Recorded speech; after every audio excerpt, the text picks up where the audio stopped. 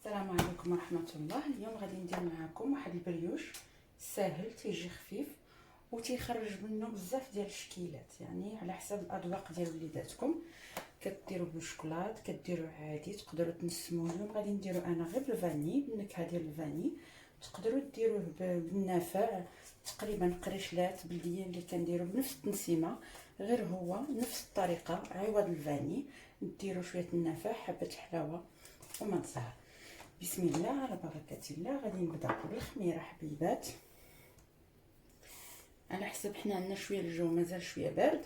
المهم الخميره على حسب الحراره اللي عندكم وحراره المطبخ ديالكم. غادي نزيد كاس ديال الماء دافي، ماشي سخون ولكن يكون دافي، يعني يلا شويه بداتو السخونيه.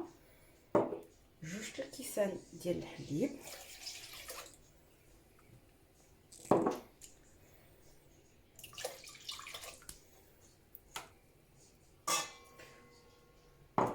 و 140 غرام ديال السكر حبيبات او سكر سنيده.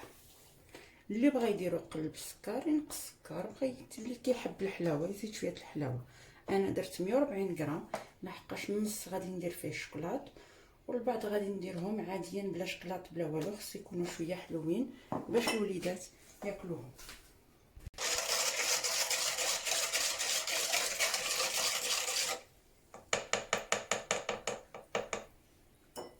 وغادي نخليو باقي المقادير. عندنا 5 ساشي ديال السكر الفاني ما يعادل 7.5 غرام، 2 ديال البيض ديال البيض، وخلينا الصفر على جانب باش ندهنوا به وجه ديال هاد القريشلات، وكاس اللارب تقريبا ديال الزيت. من بعد غادي نعطيكم المقادير بالضبط في صندوق الوصف. والدقيق غادي نزيدو على حسب الكميه اللي غادي ياخذ لنا هذا الخليط، هذا السائل، على حسب نوعيه الدقيق كياخذوا العجين. دابا ها نتوما بديتو تشوفوا ولاو الفقاعات يبدا السكر والخميره كيعطيو المفعول ديالهم. غادي نزيد السكر فاني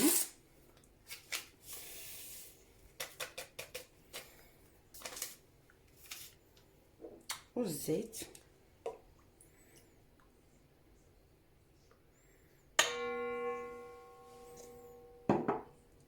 و صفر 2 صفار ديال البيض. بغينا نعجنوهم بيدينا نقدروا نعجنوهم بيدينا، لحقاش هذا العجين ما كيحتاجش بزاف ديال العجين. هو يعني يلاه كتجمع العجينه وما خصوش عليك بزاف. اللي عنده العجان عنده العجان. انا صراحه اليوم هذا هو اليوم الوحيد اللي عندي فيه الراحه في الدار، فما باغاش ندير مجهود بزاف. قلت غادي نعجنو بالعجان. بسم الله.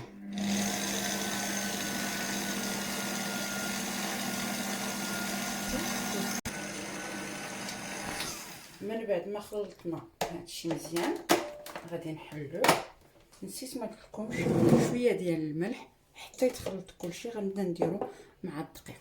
غادي نزيد الدقيق شويه بشويه.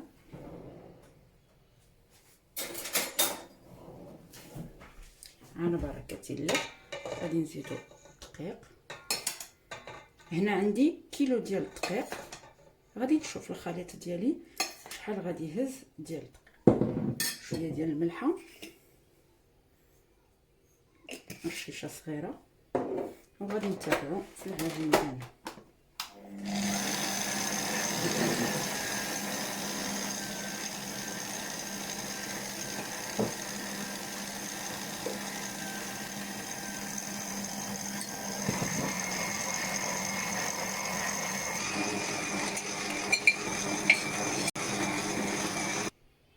بالنسبه ها نتوما شفتوا العجين خدا ليا تقريبا كيلو ديال الدقيق كامل خدا، يعني على حسب نوعيه الدقيق واش كيشرب ولا ما كيشربش. انا خدا ليا كيلو ديال الدقيق. وها نتوما العجينه كيفاش كتشوفوها كتجي كتلصق في اليد، ما كتجيش بزاف ناشفه، يعني بين وبين. انا غادي نغطيوها. حنا دابا الشميشه ضربه لنا مع الشرجم ديال الكوزينه، شويه الكوزينه سخونه ما بارداش بزاف. غادي نغطيها وغادي نخليها تقريبا تخمر لاول مره تقريبا شي 15 دقيقه. هنا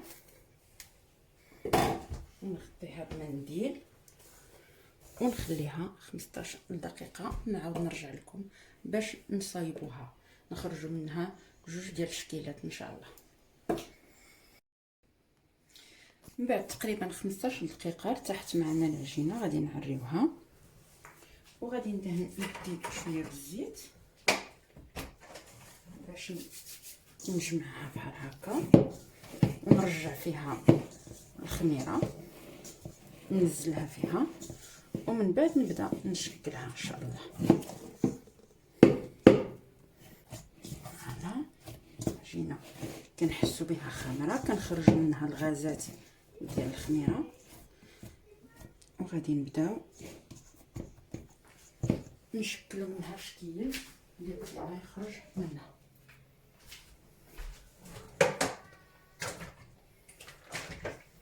غادي نقسم العجينه على 2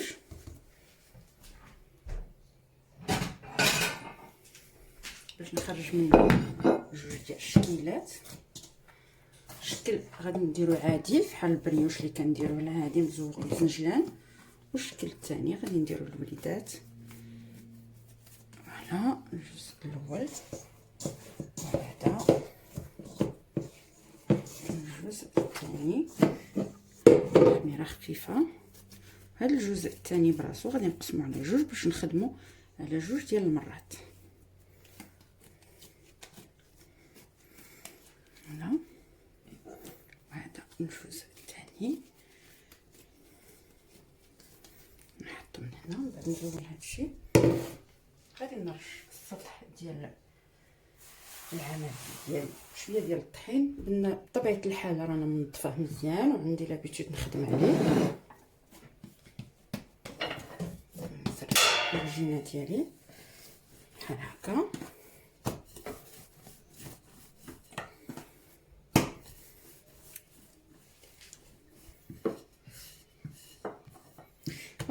من بعد سرحت العجينه، ما خليتهاش رقيقه بزاف وما خليتهاش غليظه بزاف. بطبيعه الحال جبت الشكلاط اللي كنت من قبل دايره في الثلاجه، اي ماركه عندكم، ماشي ضروري تكون عند هذه الماركه هذه، اي نوع من الشكلاط يكون عندكم. انا درت هاد لاباطا تارتيني لانها من بعد ملي كتدخل الفران كتسيح، الاخرى ملي كنديروا الشكلاط مرسوات او قطع ما كيذوبش مزيان وكيخترق العجينه. هذا من قبل كنت دايره في الثلاجه كيف ما كتشوفوا، ها هو قصاح كنت دايره في الثلاجه باش يسهل عليا الاستعمال ديالو. من بعد كنقطعوا العجينه بحال هكا، بحال غنديروا كرواسات حلزونيين الشكل. نتوما شنو كيفاش بغيتو ديروهم كبار ولا صغار ولا الحجم اللي باغيين ديروهم فيه. انا درتهم على هذا الشكل هذا. بطبيعه الحال قطعت ماشي فحال ولكن هذا الشيء هو اللي كيعطي الجماليه ديال الاشياء اللي كنصايبو في الدار، يعني حتى حاجه ما كيجيوش بحال هكا. وغادي نلويه بحال هذا الشكل هذا، غادي نلويها بحال هكا بحال هكا على بعضياتها. من بعد ملي كتخمر كتشد الشكل اللي حنا بغيناه.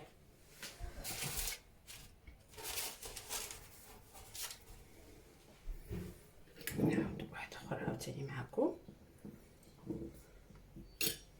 كنحطها هنا هانتوما هكا، وهي غادي تخمر غادي تشد من طبيعه الحال هذاك الشكل اللي حنا بغينا نعطيو لها.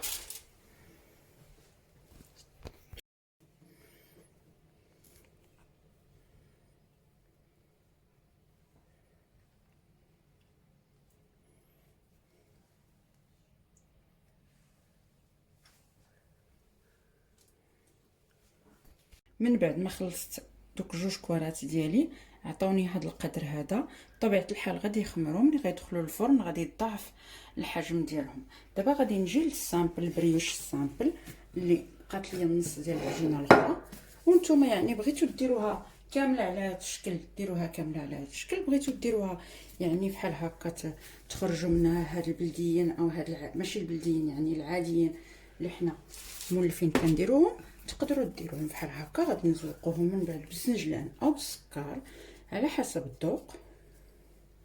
ومن بعد هادو الواحد تيكون عنده الاختيار ياكلهم يا عاديين بلا حتى حاجه، يا بسكيكي، يا عفوا بلا كونفيتور، ولا بسبيده، ولا واحد على حسب الذوق ديال كل واحد، لان هادو كيكونوا نوتر يعني ما عندهمش ما فيهم حتى حاجه، باش كيحط الواحد تياكلهم بالذوق ديالو. نتوما نحطهم بحال هكا، غادي يجيو شويه كبار هادو، بغيتش نديرهم صغار بزاف، كبار يعني. ومن بعد تيبقى الذوق لكل واحد، اللي بغاهم صغيورين اللي بغاهم كبار، كل واحد وكيفاش يعجبو ياكل حاجه، لان العين هي اللي كتاكل اكثر قبل ما ياكل اللسان.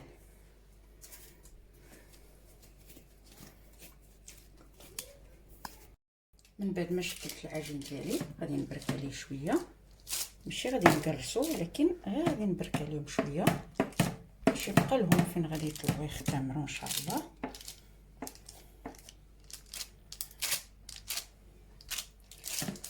غادي فوالا داك جوج ديال صفرة البيض اللي بقى لي على جنب، زدت عليه 2 معلقات كبار ديال الحليب. كاين اللي كيبغي يزيد عليه الخل، انا زدت عليه الحليب باش يوقتو شويه اكثر. وغادي ندهنهم دابا قبل ما يبدا الاختمار ديالهم، باش من بعد حيت الا خليناهم حتى خمروا ودهناهم غادي ننزلوا فيهم الخميره. حنا دابا غادي ندهنوهم دابا قبل ما تبدا عمليه الاختمار ديالهم. هانتوما هادو ديال غادي ندهنهم هكا كاملين،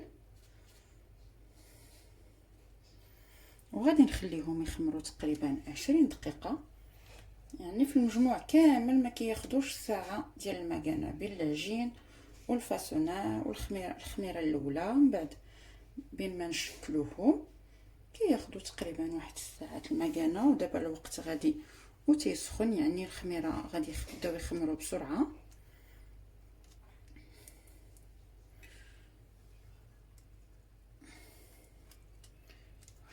فوالا ندهنهم كاملين، ومن بعد غادي نخليهم يخمروا لمده 20 دقيقه الاطول، حد حقاش غادي يطلعوا الخمره الثانيه. خمروا الخمره الاولى، الخمره الثانيه ما كتاخذش بزاف ديال الوقت. فوالا كندهنوهم كاملين كما دهنت الاخرين.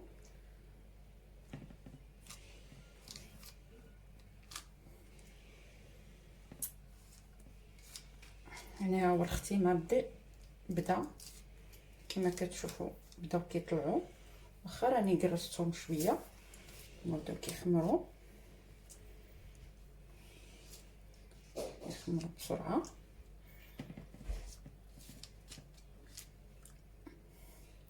من بعد غادي نساليهم، غادي نشعل الفران على درجه الحراره 180 درجه، وغادي نطيبهم من التحت هو الاول، عاد غادي نشعل عليهم حتى يتنفخوا ويتحمروا من التحت، عاد غادي نشعل عليهم من الفوق، يبقى يعني من الفوق غير التحمار. ويعني الطياب العادي اللي كنطيبوا بهم القريشلات ديالنا العاديين، نشعلوا عليهم من التحت. اي فران، اي نوع من الفران، يعني مش ضروري يكون كهربائي او بالهوايه باش يطلعوا لنا. اي نوع من الفران يكون سخون، السر هو ان الفران يكون سخون مزيان، يعني ما ندخلوهمش والفران بارد، او يعني يلاه بدا السخونيه وندخلوهم، نخليو الفران حتى يسخن مزيان.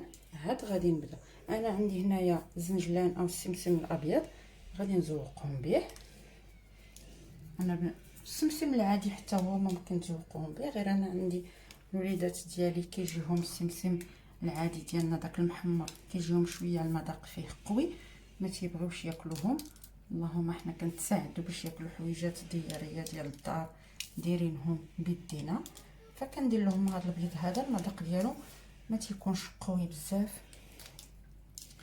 كياكلوه كيعجبو. وبطبيعه الحال هادو ماشي بلديين، روميين، يعني كيواتيهم هاد الزنجلان البيض. لو اننا درناهم بلديين بالنافع وحبه حلاوه وما زهر نزوقوهم بالزنجلان العادي. هادو ما كنكثر لهمش بزاف، كندير غير حبيبات نزينهم بهم وصافي. ماشي ضروري، بغيتو هذا كيبقى اختياري، بغيتو ديروا لهم الزنجلان ديروه، ما بغيتوش يعني ماشي ضروري نديروه.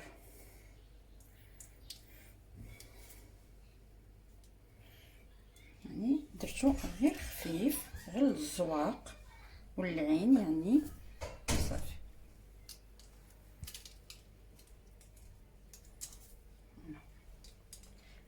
هاد الصغيوره هادي اللي بقات هنا، هو الوليد ديالي الصغير هو اللي جا قال لي ماما بغيت نعاونك، بغيت ندير وحده، خليتو دار وحده. يعني ماشي بطبيعه الحال تشاركوا وليداتنا الطبخات اللي كنديرو حتى هما مع هذا الوقت هذا اللي حنايا فيه.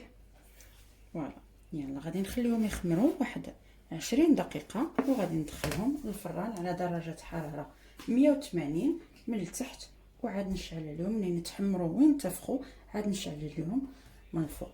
نلقاكم من بعد ما توجد ان شاء الله هاد البريوشات اللي درنا، بعد ما يطيبوا نوري لكم الشكل النهائي ديالهم. ها هما البريوشات ديالنا وجدوا، نتمناو نالوا الاعجاب ديالكم. كيجيو على هذا الشكل هذا، كيجيو هشاش باقيين سخان، كيجيو هشاشين. هادو شويه بردوا، هانتوما شوفوا كيجيو هشاشين وقطنيين. نتمنى ينالوا الاعجاب ديالكم، ينالوا الاعجاب ديال وليداتكم، وتشاركوا هذه الوصفه مع احبابكم واصدقاء ديالكم ان شاء الله الا عجباتكم. وشهيه طيبه للجميع، وشكرا على حسن المتابعه. نشوفكم ان شاء الله في فيديو جديد ووصفه جديده. مع السلامه.